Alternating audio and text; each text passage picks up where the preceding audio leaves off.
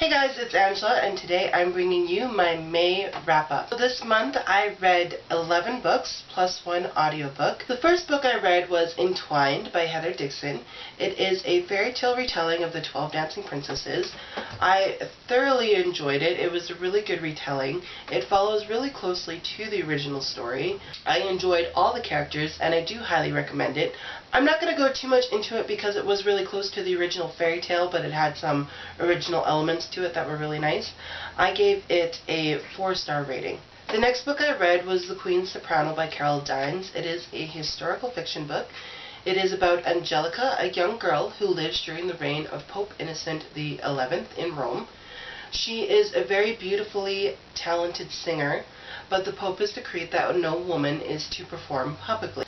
So to be able to perform, Angelica leaves her home and goes to Queen Christina's court. I only gave this book a 3-star rating. It was a really good read. I wanted to find out what happened in the end. There's a little bit too much of innuendos and jokes in there. There's also a trigger warning for rape and sexual assault. Nothing actually happens to the character, but an attempt is made, and I didn't really like that, and it really didn't need to be put in there. Also, the ending was kind of bittersweet. Not to give a spoiler of the ending, but it was like, that's how it ends. That's everything she's gone through, and this is how it's going to end. It was a pretty decent book, but I probably won't be adding this to my collection. The next book I read was Victoria Rebels by Carolyn Mayer.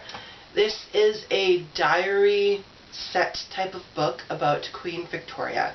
So it is taken from Queen Victoria's actual diary from before she was queen to during becoming queen, and then her romance and marriage to Prince Albert. Since watching the movie Young Victoria with Emily Blunt, I've been kind of obsessed with anything that had to do with Queen Victoria.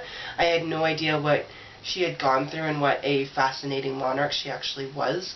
So I thoroughly enjoyed this book. I love reading books set in kind of a diary tone. I find them really fun to read, and you can really get into the person's mind and kind of what they had to go through. So I gave this book a 5 stars. The next book I read was Dauntless by Deanna Slyman. I really cannot say this right. It is book 1 of the Valiant's Heart series. It's a gender swap Robin Hood retelling about Lady Mary, who loses everything, her family, her nobility, everything gets destroyed by Prince John, or King John at the time. And she escapes with a band of children, and they end up living in the forest, and they end up earning the name the Ghosts of Farthingale Forest. The characters are really well written. It's a pretty good story. It was a pretty easy read. It was a pretty steady-paced story. I thoroughly enjoyed it. I gave it a 5-star rating on Goodreads. The next book I read is It Night or Day by Erin Chapman. Erin Chapman wrote about her own mother's journey. So this book is about Edith, a young Jewish girl who immigrated from Germany to the United States as part of the 1,000 Child Program. The 1,000 Child Program was to rescue children from Germany and kind of bring them to the U.S. or other countries. I'm not too sure if it was just the U.S. and kind of save them from what was going on in Germany. It follows Edith's journey about leaving her family in Germany and moving to Chicago to live with her aunt and uncle during World War II.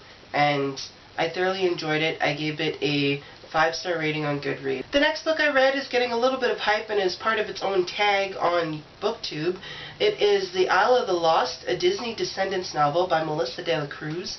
I picked it up because it was being recommended all over BookTube, and I am a Disney fanatic. At first, I was a little concerned because it seemed like nothing but Disney self-promotion, self-promote the movie, but it ended up being a really good storyline. It follows Mal, the daughter of Maleficent, and Evie, the daughter of Evil Queen, Jay, the son of Jafar, and Carlos, the son of Cruella de Vil.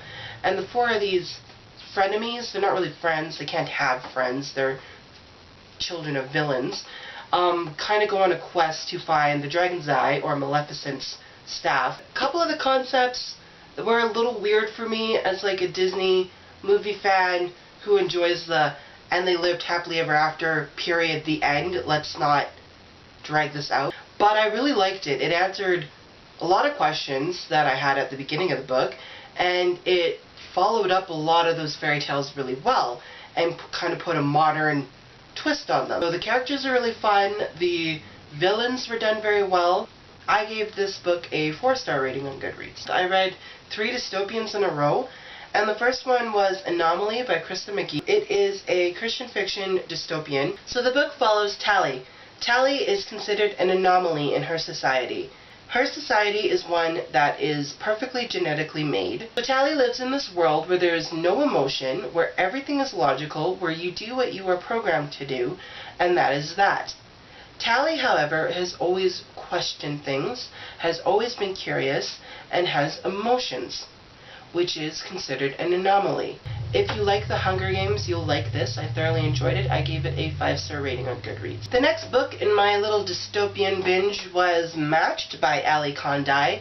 I heard a lot of good things about this book. It is essentially about a love triangle, and I don't really normally like love triangles, but I love how this one is done.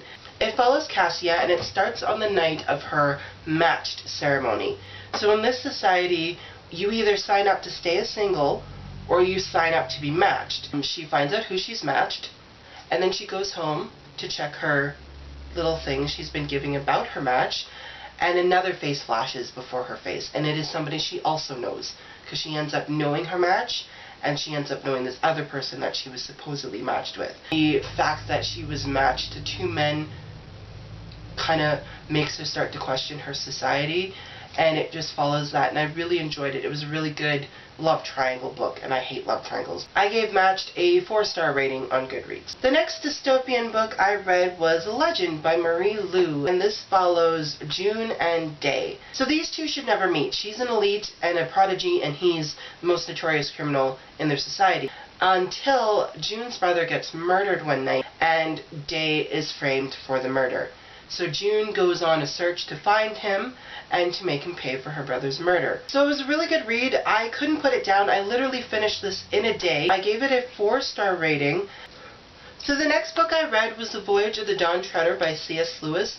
And I'm trying to read through all of them for the first time, and so this is the first time I've read through The Voyage of the Dawn Treader. Of course, I gave it a 5-star rating. There isn't much else I can say about one of the best children's books ever written. It follows Edmund, Lucy, and their annoying, awful cousin Eustace, who go back into Narnia and follow Prince Caspian on his voyage to find the 7 Narnia lords that his uncle Mirnez had sent off to kind of get rid of. The next book I read is a non-fiction Christian book by Philip Yancey entitled Vanishing Grace, Whatever Happened to the Good News. It is a brilliant modern-day apologetic book. It discusses the topic of whatever happened to the good news, and why the good news and why the term Christian and really anything associated with the church has negative connotations towards it, and whatever happened to the grace aspect. It really covered those topics very well.